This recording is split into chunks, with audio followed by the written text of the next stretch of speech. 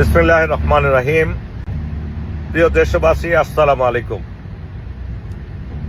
আজকে একটি গুরুত্বপূর্ণ বিষয় নিয়ে আপনাদের সাথে কথা বলছি। সে বিষয়টা হলো ইসলামী আদর্শে বিশ্বাসী দলগুলোকে ফাটল ধরানোর জন্য ইন্ডিয়া এবং তাদের এদেশীয় দোসররা সর্বশক্তি নিয়ে নেমেছে। ইসলামী দলগুলো একটা বৃহৎ শক্তি, বাংলাদেশের কোর ভ্যালুর প্রতিনিধিত্ব করেন তারা। তাদের মধ্যে যদি বিভক্তি নিয়ে আসা যায় তাহলে নির্বাচনে তারা তেমন সুবিধা করতে পারবে না কিংবা ক্ষমতায় যেতে পারবে না। ইন্ডিয়া মনে করে যদি সবগুলো ইসলামী শক্তি একসাথে হয়ে নির্বাচনে অংশ নেয় তাহলে তারা ক্ষমতায় আসার সম্ভাবনা খুব ভালো।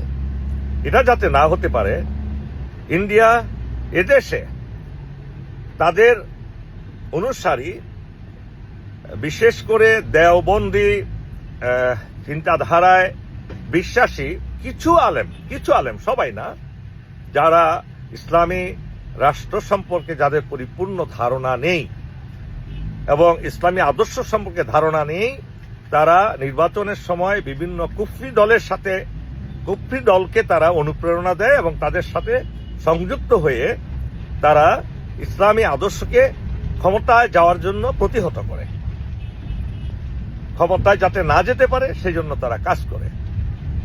তাই তারা বেছে নিয়েছে ক্ষুদ্র কিছু সংখ্যক বয়োবৃদ্ধ আলেম সমাজ, যারা হয়তো বুঝে কিংবা না বুঝে ইসলামী দলগুলোর মধ্যে ফাটল ধরানোর জন্য নিরবিচ্ছিন্ন প্রচেষ্টা চালিয়ে যাচ্ছেন।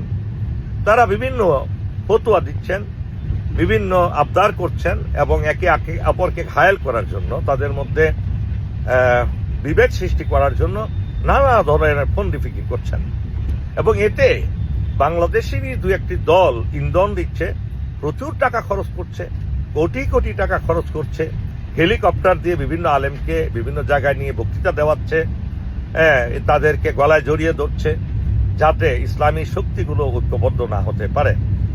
শ্রদ্ধেয় আলেম সমাজ এবং ইসলামী দলের প্রতিনিধিত্ব যারা করেন তাদের উদ্দেশ্যে আমি বলছি, দেখুন, ইসলাম বিরোধী সকল শক্তি যদি ঐক্যবদ্ধ হতে পারে ইসলামের বিরুদ্ধে, আপনারা কেন সেই ইসলামী শক্তির বিরুদ্ধে একক ভূমিকা পালন করতে পারবেন না, ঐক্যবদ্ধ হতে পারবেন না? অথচ আল্লাহ তাআলা আপনাদেরকে বলেছেন যে আল্লাহর রজ্জুকে দৃঢ়ভাবে ধারণ করো, পারস্পরিক বিচ্ছিন্ন হয়েও না। ওয়াতাসিমু বিহাবলিল্লাহি জামিআ ওয়ালা তাফাররাকু, তোমরা পরস্পর বিচ্ছিন্ন হয়েও না, আল্লাহর রজ্জুকে দৃঢ়ভাবে ধারণ করো। অথচ আপনারা তা অস্বীকার করছেন, আল্লাহর নির্দেশকে ভুলে যাচ্ছেন, আল্লাহর নির্দেশকে কটাক্ষ করছেন। আল্লাহ কিন্তু আপনাদেরকে ক্ষমা করবে না। তাই আমি আকুল আবেদন আপনাদের প্রতি, যত বড় বড় আলেম আছেন আপনারা সব ঐক্যবদ্ধ হন। এই ছোটখাটো ত্রুটি নিয়ে আপনারা বিভেদ সৃষ্টি করবেন না এবং ইসলামী শক্তিকে ক্ষমতা আসার জন্য প্রতিহত করবেন না।